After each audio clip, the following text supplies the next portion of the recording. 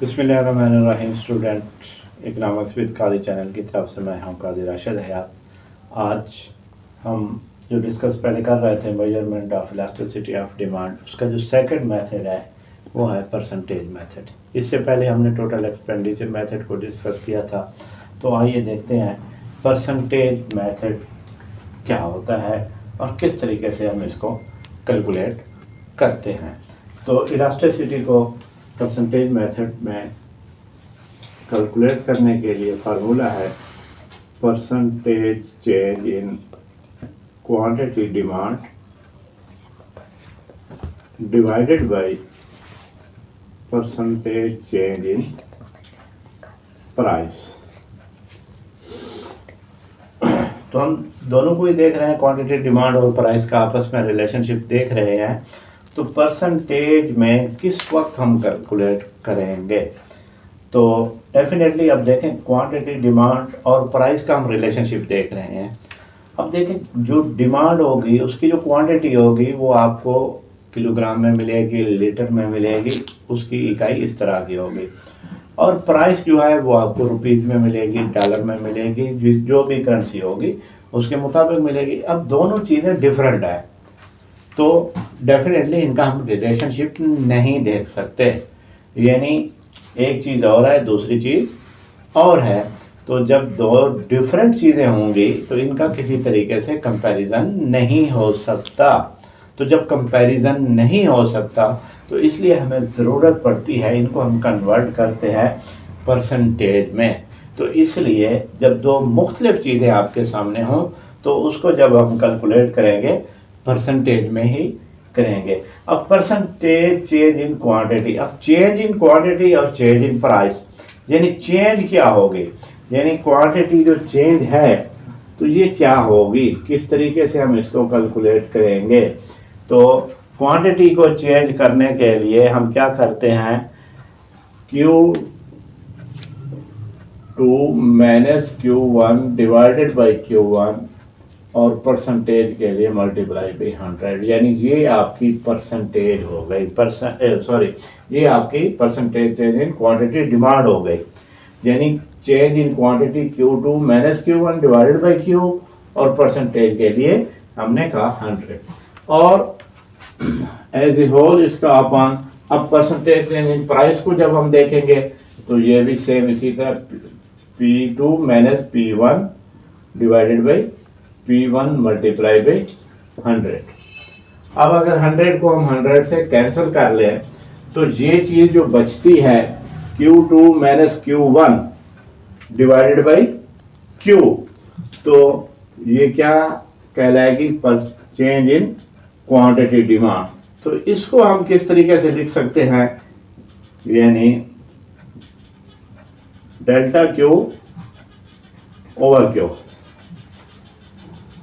In change in quantity divided by quantity. यानी quantity Q1 से मुराद या Q0 से मुराद इनिशियल क्वांटिटी, यानी जो पहले थी, और जो चेंज है उसको हम P2 या Q2 भी कहते हैं। अब इसी तरह जो चेंज इन प्राइस है इसको जब हम देखेंगे तो ये क्या आ जाएगी,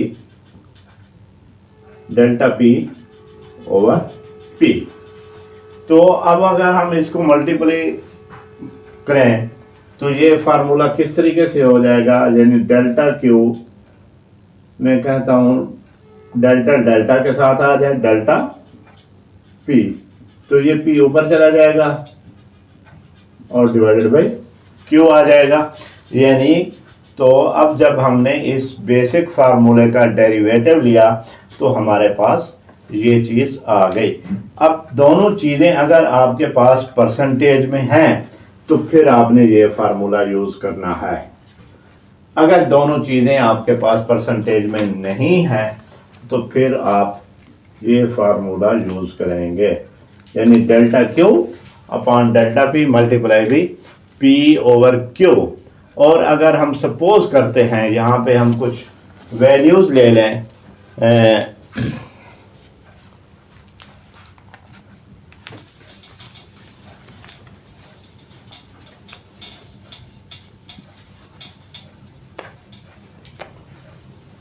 मैं कहता हूं कि P1 इज इक्वल टू, अगर हमारे पास 10 है और P2 12 है और Q1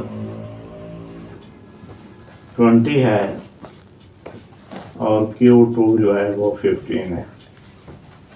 ठीक है ना जी।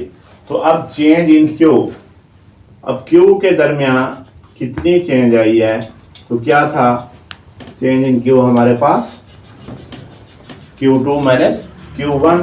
अब Q2 हमारे पास क्या है 15 है, अब 15 और Q1 क्या है 20 है, 15 माइनस 20 इज इक्वल टू -5।